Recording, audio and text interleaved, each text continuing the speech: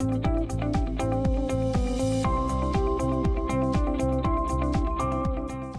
make the exercise successful has to happen is for people to be really open-minded, respectful, but also be willing to contribute. I think the key part of it was really about the collaborative nature. It wasn't a passive exercise, it was very much an active exercise. So where some people were quiet, I think some of the most successful areas were to give people an actual explicit space for them to speak. And that's tended to be where I work really best. So, you know, how did I feel about it? Well, as I say, I learned a lot from the experience because there are people that came from completely different backgrounds to myself. I learned a lot. I appreciated much more what the professionals' perspective was. It was great to hear how much agonising there is from the professionals about wanting to create a great service. That was really great to hear and feel that. But then the actual instant gratification of people on that side hearing from patients directly about, hey, this happened and it was really bad. And for the professionals to have never heard a story like that before, that was really good. You kind of felt like you had contributed something. So that's hopefully a brief around how the process worked. And then just before you go on, actually writing stuff down, putting it up on the board, you feel like there was actually some concrete output. It wasn't just discussion that sort of disappeared in the ether. We actually came up with something and something tangible and concrete that came on the other end. So overall it was, you know, pretty positive. I'm going to describe one of the tools we use to capture patient experience that's used in a lot of private sector organisations, a lot of public sector organisations, a lot of services that are trying to improve and need to know where their patients are at. And it's called a patient journey. And the idea is we're trying to understand a person's experience. And this also works for staff as well. We're trying to understand anyone who engages with that service. We want to understand their experience. And so we're moving horizontally through time. So there's before the thing starts, then it begins, then there's during the whole process, and then there's afterwards, what happens next. And so it's composed of like processes and interactions. They're arranged in a sequence. It's about existing to meet patients' needs and connect them to outcomes. It exists to meet staff's needs and connect them to what the issues are for patients. And it keeps the service focused on the patients and helps us explore problems at a much deeper level than we can do even if we have a one-to-one chat. So the horizontal structure, as I mentioned, for us, this is just an example.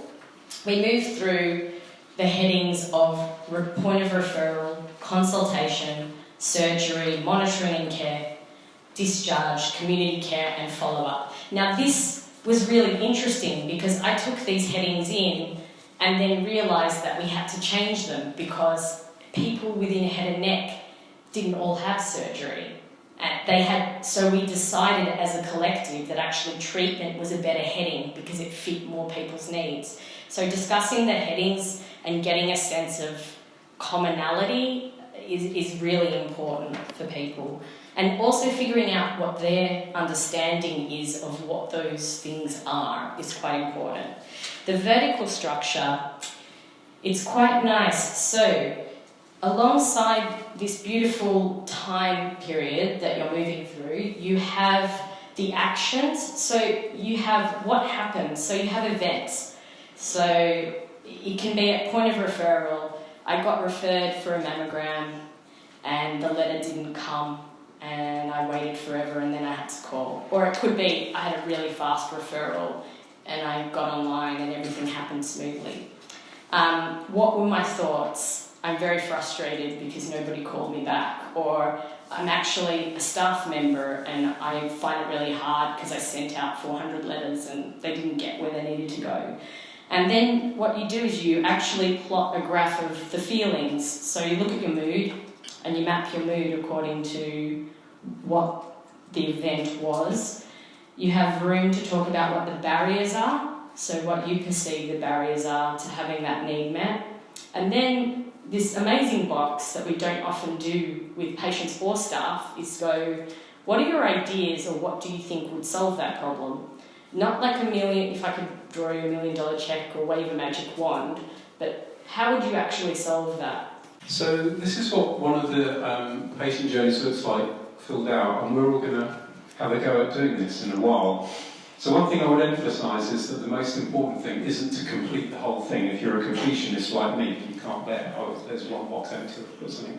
That's not that important. The important thing is that the most impactful and most important information goes on there first, given a limited amount of time.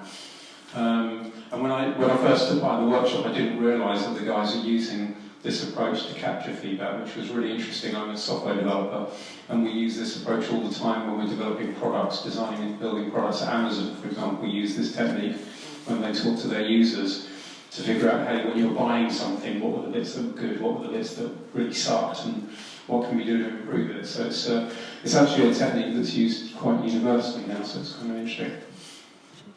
But the key things are, have a hard think about what were the most impactful parts of your journey.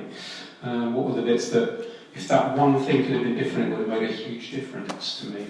And what was that one point maybe that was really well handled and was really inspiring, or was very helpful as you go along. Should we go? And then, just the start. This is the one that I obviously know much less about, and it may be that from that perspective there are different categories, but it's, again, which are the aspects that were the most useful, or where we got the best feedback from the patients, or we felt were making the biggest difference, etc. Or even the worst bits. The bits, right. Yeah, the bits that are hard for you in your job, the bits that cause a lot of pain or a lot of, that are tough to do. Yeah.